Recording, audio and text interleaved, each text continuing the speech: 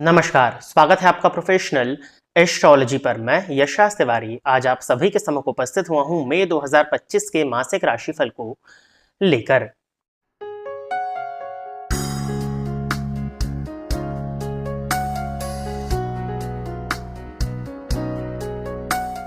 इस राशिफल के कार्यक्रम में हम चर्चा करने जा रहे हैं कि आपका ये मंथ कैसा जाने वाला है, आपका करियर ग्रोथ कैसा होगा, धन की स्थिति आपके लिए इस मंथ में कैसी होने वाली है, आपकी शिक्षा, आपका स्वास्थ्य, आपका दाम्पत्य जीवन, अविवाहितों के लिए ये मंथ किन उपलब्धियों को लेकर के आ रहा है, साथ ही साथ आपके व्यापार की क्या स्थिति इस मंथ में होने वाली है। यानी कि जीवन के विभिन्न पहलुओं पर आज के इस राशिफल के कार्यक्रम में हम चर्चा करने जा रहे हैं। जैसा कि आप सभी दर्शक जानते हैं कि राशिफल का जो कार्यक्रम होता है वो गोचर पर आधारित होता है, यानी कि प्रेजेंटली जो आकाश में ग्रहों की पोजीशन होती है उसके अकॉर्डिंग मंथ का जो राशिफल होता है वो तैयार किया जाता है। और मैंने सदैव अपने कार्यक्रमों में बताया कि गोचर निर्भर करता है आपकी जन्म कुंडली की प्लैनेटरी पोजीशंस और महादशाओं पर।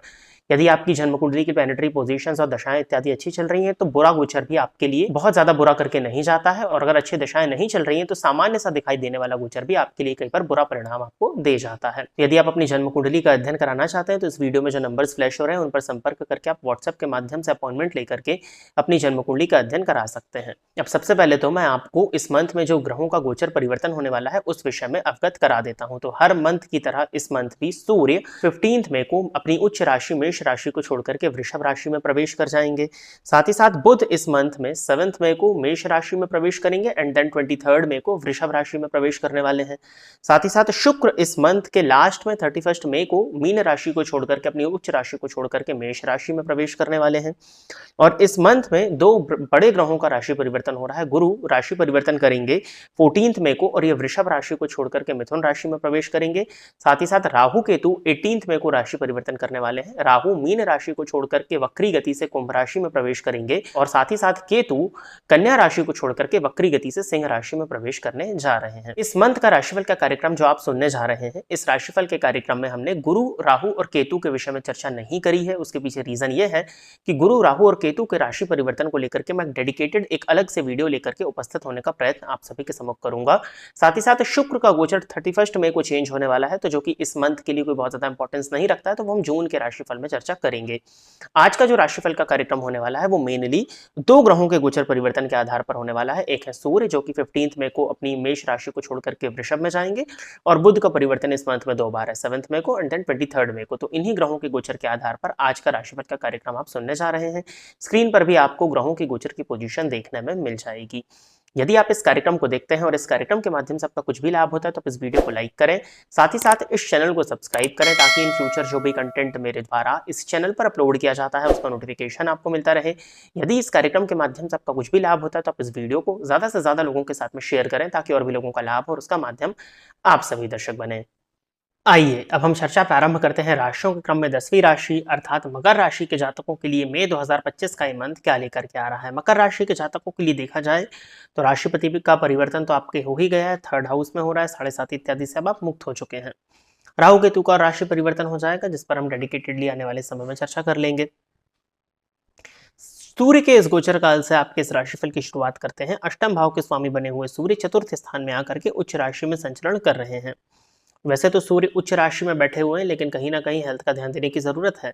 हार्ट से संबंधित परेशानी और बीपी से संबंधित परेशानी आपको इस मंथ में हो सकती है। हृदय जन्य रोग होने की पॉसिबिलिटीज 1 मई से 15 मई तक आपके लिए दिख रही है। आपके माता के स्वास्थ्य में परेशानी, मदर के हेल्थ में कहीं ना कहीं उतार चढ़ाव की स्थिति बनती हुई दिखाई दे रही है। आपको इस बात का ध्यान देने की जरूरत होगी और मदर की हेल्थ को लेकर के आप इस मंथ में चिंतित हो सकते हैं 1 मई से 15 मई तक। सूर्य के चतुर्थ स्थान में होने के चलते मानसिक अशांति, बेचैनी और एंजाइटी महसूस हो सकती है। चित्त की अशांति, बेचैनी आप महसूस कर सकते हैं। उपाय इसके लिए मैं आपको बता दूंगा।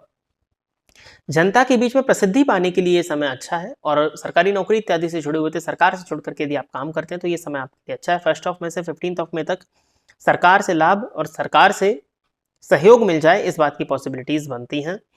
और यदि आप वाहन इत्यादि अपने नाम पर लेना चाह रहे थे या मकान इत्यादि अपने नाम पर लेना चाह रहे थे तो किसी भी तरह के लीगल मैटर्स को साइन करने से पहले, किसी भी तरह के लीगल डॉक्यूमेंट को साइन करने से पहले आपको बहुत ज्यादा सोच समझ करके करना चाहिए। नहीं तो मैं आपसे कहूंगा कि 15 मई के बाद में ही किसी लीगल प्रोसीजर में आगे बढ़े तो वो करना आपके लिए ज्यादा अच्छा होगा। 15 मई के बाद में सूर्य राशि परिवर्तन करके पंचम स्थान में संचरण करना प्रारंभ करेंगे, तो अष्टम पति का संबंध जब पंचम भाव से हो जाएगा तो कहीं ना कहीं संतान के स्वास्थ्य से संबंधित परेशानियां हो सकती हैं और आपको पेट जन्य रोग, पेट से संबंधित परेशानियां महसूस हो सकती हैं। पंचम स्थान में सूर्य के होने के चलते प्रेम संबंध में अलगाव की स्थिति निर्मित हो सकती है, प्रेम संबंध में ईगो की वजह से टकराव हो और उस वजह से आपका सेपरेशन हो, इस बात की संभावनाएं बनती हैं। तो अपने अहंकार पर नियंत्रण आपको रखना होगा, नहीं तो लव एंड रिलेशनशिप में आपको इस मंथ में बड़ी परेशानी का सामना 15 मई के बाद में करना पड़ सकता है। गर्भवती महिलाओं के लिए 15 मई के बाद में समय थोड़ा सा डिस्टर्बिंग है, तो आपको अपने हेल्थ का स्पेशल ध्यान 15 मई के बाद में देना चाहिए। साथ ही साथ में संतान को लेकर के कुछ हद तक चिंता हो सकती है और संतान के साथ में मतभेद हो सकते हैं, क्योंकि पंचम भावस्थ सूर्य पर शनि की दृष्टि भी पड़ रही है। तो एक 15 मई के बाद में इस बात का ध्यान देने की जरूरत आपको पड़ेगी। पंचम भावस्थ सूर्य होंगे तो विद्यार्थियों के लिए ये समय अच्छा है। यदि आप सरकारी नौकरी में जाना चाह रहे थे, सरकारी नौकरी के लिए प्रिपरेशन इत्यादि करते हैं, तो जो भी चीज़ों को आप 15 मई के बाद में पढ़ें उनकी प्रॉपर नोट मेकिंग कर लीजिएगा, क्योंकि जो आप 15 मई के बाद में पढ़ेंगे वो आपको आने वाले समय में काफ़ी अच्छी हेल्प दे करके जाने वाला है। रिसर्च के फील्ड के विद्यार्थियों के लिए 15 मई के बाद में समय काफ़ी अच्छा होगा। आप किसी तरह की रिसर्च इत्यादि यदि करते हैं, ज्योतिष से जुड़े हुए हैं, तंत्र मंत्र साधना इत्यादि से जुड़े हुए हैं, तो सूर्य का गोचर पंचम भाव में 15 मई के बाद में आपको काफ़ी अच्छा सपोर्ट दे करके जाने वाला है। सूर्य की दृष्टि 15 मई के बाद में इनकम के घर पर होगी। धन लाभ के पॉइंट ऑफ व्यू से समय अच्छा होगा। आकस्मिक रूप से आपको धनागमन इस मंथ में देखने में मिल सकता है। शेयर मार्केट इत्यादि में यदि आप इन्वेस्टमेंट करते हैं तो वहां पर भी आपको इस मंथ में ग्रोथ देखने में मिलने वाली है। तो ये समय आपके लिए अच्छा है, इसका आपको लाभ उठाना चाहिए। बस अपने अहंकार पर नियंत्रण लगा करके रखिएगा, नहीं तो आपके अहंकार और आपके क्रोध की वजह से आपके रिलेशंस जो हैं इस मंथ में वो बिगड़ सकते हैं। इस मंथ की स्टार्टिंग में बुध आपके लिए, जो कि भाग्येश होते हैं, तृतीय स्थान में नीच राशि में संचरण कर रहे हो शनि और राहु के साथ में, तो कहीं ना कहीं भाग्य का साथ और सहयोग मिलने में कुछ हद तक कमी आप महसूस कर रहे होंगे। 7 मई के बाद में बुध राशि परिवर्तन करके 4th हाउस में संचरण करना प्रारंभ कर देंगे, तो अब आपको आपके भाग्य का साथ मिलना भी शुरू हो जाएगा। बैंकिंग, मीडिया या फाइनेंस की फील्ड से जुड़े हुए हैं तो आपको अच्छी ग्रोथ देखने में मिलेगी 7 मई के बाद में। मदर की हेल्थ में जो परेशानियां आ रही थी उसमें कुछ हद तक कमी तो आएगी, पूर्णतः वो परेशानी खत्म तो नहीं होगी क्योंकि बुध षष्ठेश भी है, लेकिन कुछ हद तक स्थितियों में सुधार आएगा। भूमि, भवन या वाहन से संबंधित किसी तरह का मैटर यदि आपका फंसा हुआ था तो 7 मई के बाद में वो बुध राशि परिवर्तन करते ही सॉल्व होता हुआ दिखाई दे रहा है और आपको आपके भाग्य की वजह से एक लग्जरियस लाइफस्टाइल इस मंथ में मिले, इस बात की पॉसिबिलिटीज 7 मई के बाद में आपके लिए बन रही हैं। बाकी बुध का चतुर्थ स्थान में गोचर आपके लिए ओवरऑल अच्छा रहेगा, आपके करियर के पॉइंट ऑफ व्यू से और आपके मानसिक सुख के पॉइंट ऑफ व्यू से। 23 मई के बाद में बुध राशि परिवर्तन करेंगे, 4th हाउस से निकल करके 5th हाउस में संचरण करना प्रारंभ करेंगे, तो भाग्येश होकर के पंचम स्थान में जाएंगे, तो ये आपके लिए काफी अच्छा होगा। जैसे ही बुध पंचम भाव में संचरण करना प्रारंभ करेंगे, आपकी बुद्धि जागृत होगी, आप नई चीजों को सीखने में दिलचस्पी लेंगे, कहीं ना कहीं आपके स्किल्स जो है वो बढ़ते हुए दिखाई दे रहे हैं। बैंकिंग की फील्ड के विद्यार्थी हैं, बैंकिंग की नौकरी पाना चाह रहे हैं, इंश्योरेंस के सेक्टर में जाना चाह रहे हैं, सीए इत्यादि के यदि आप विद्यार्थी हैं तो 23 मई के बाद में ये समय आपके लिए काफी अच्छा होगा। शेयर मार्केट से बड़े धन का लाभ आपको देखने में मिल सकता है।